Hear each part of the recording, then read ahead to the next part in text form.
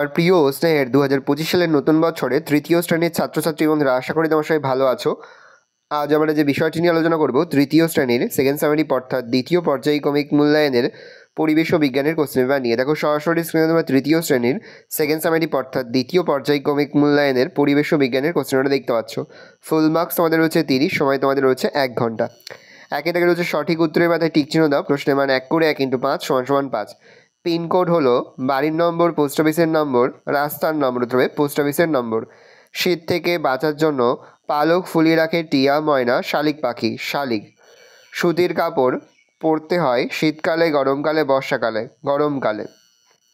Woollen দড়ি নিয়ে কাজ করেন কর্মকার, ছুতোর মিস্ত্রি, রাজমিস্ত্রি। রাজমিস্ত্রি। তোমার স্কুলের ভেতর আছে কিন্তু বাড়িতে নেই এমন একটা জিনিস হলো চক, খাট, আলনা। চক। বন্ধনীর মধ্যে থেকে সঠিক শব্দ নিয়ে শূন্যস্থান পূরণ করো।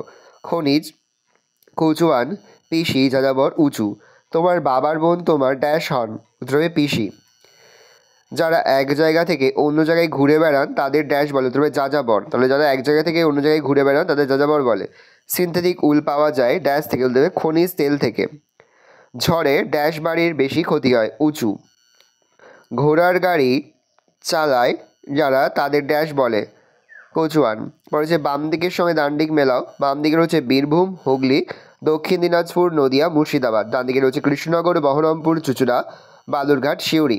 বীরভূম হবে সিউড়ি, হুগলি হবে চুঁচুড়া, দক্ষিণ দিনাজপুর হবে বালুরঘাট, নদিয়া হবে কৃষ্ণনগর, মুর্শিদাবাদ হবে বহরমপুর।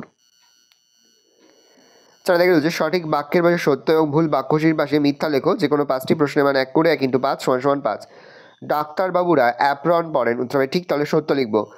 আদিম যুগের হবে যুগের মানুষ পশুদের চামড়া জুড়ে তাঁবু তৈরি করত, ভুল। মিথ্যা লিখব। মানচিত্রের ওপরের দিকটা দক্ষিণ দিক বোঝায়, ভুল। মিথ্যা লিখব। পালকির বেহারা একটি লুপ্ত জীবিকা, ঠিক, সত্য লিখব।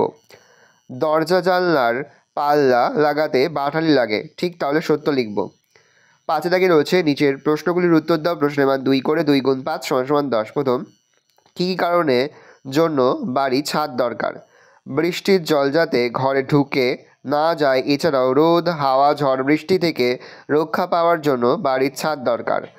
বর্ষাকালে মহিলারা সিনথেটিক শাড়ি পরে কেন? বর্ষাকালে মহিলারা সিনথেটিক শাড়ি পরার কয়েকটি কারণ হলো এগুলো দ্রুত শুকিয়ে যায় ও ওজনে অন্যান্য শাড়ির তুলনায় হালকা হয়। এটা হালকা, হালকা ল কয়েকা, হালকা হবে, এটা ঠিক করে নেবে। তুলনায় হালকা ল হালকা হয়। ভূমিকম্পপ্রবণ এলাকায় কী ধরনের বাড়ি করা দরকার?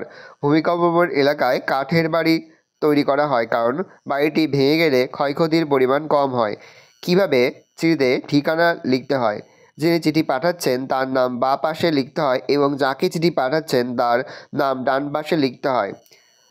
বড় রাস্তার পাশে বাড়ি হলে কী কী অসুবিধা হবে? বড় রাস্তার পাশে বাড়ি হলে অনবরত শব্দ হবে ও ধুলো উঠবে।